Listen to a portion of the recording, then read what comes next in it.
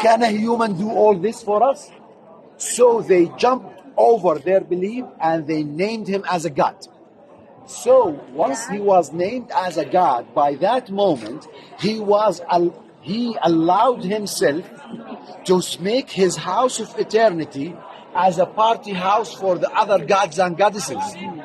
So you can see at the upper level, left and right, a carving of two Greek goddesses, Tyche and Nike. And in the upper part, in the middle, there is a pharaohic goddess. She's Isis, the goddess of fertility. The down part, we can see two horsemen, left and right. Those are Castro and Pollux. One of them is God of heaven and one of them is God of hell that take the souls and all that big story. Now, when gods and goddesses comes, there is followers of them comes with them. So also carved in here some mythological characters, like for example, in the middle of the triangle, the center of the triangle, there is an eroded face, in fact destroyed face, not eroded, which is the Medusa. That was the face of Medusa.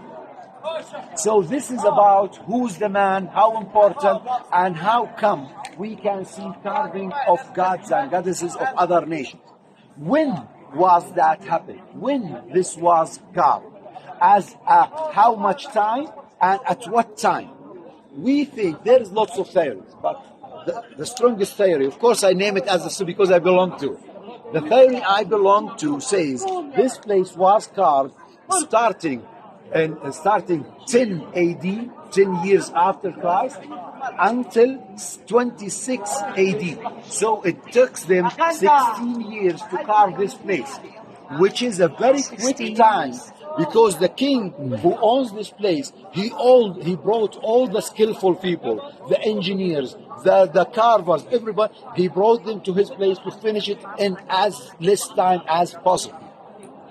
Also, this place, the Nabateans used to carve from the top to the down all their carvings as a safety procedure, so the rocks will fall away from them while carving, not on them.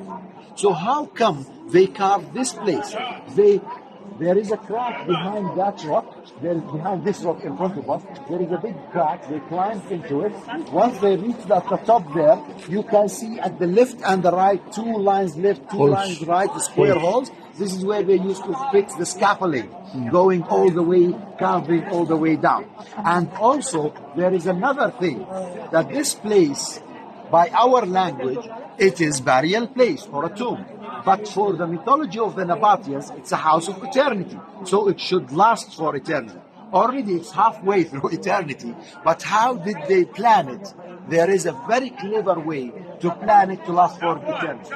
A very good three things they managed is at the top, we cannot see it from here. At the top, there is a flat area. On that flat area, there is a water canal that takes the water of the rain left and right, so the water will not destroy the face of the facade. Second thing, if in any way or in any means you manage to go inside, which you are not allowed, you will go inside the chamber and say, ooh, that is big. But once you go out of it and compare it to the general size, oh, it's not that big, Why the Nabateans make it with this size? This size was not just someone like it this way. Was not a matter that they don't have enough money. No, it was a clever study from a Nabatean engineer. He made a study on the strength of this rock. And upon that study, he told them this chamber must not be any centimeter bigger, otherwise it will collapse under the weight of the mountain. That is second, water and strength of rock. Third thing, you see this rock, if you can note, it's been flatted. It's not naturally carved. It's been flatted, not just, taken, I like it this way.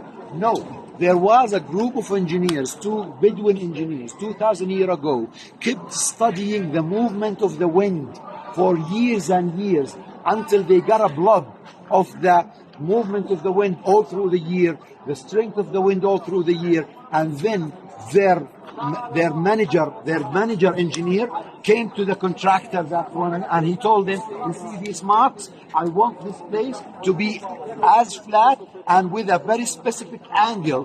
Why? This is the angle that the wind will hit this rock and be redirected away from the facade, not on it, so the sand that's carried by the wind will not destroy it. Ladies and gentlemen, I'm not talking to you about someone who built a skyscraper somewhere 10 years ago. I'm talking to you about engineers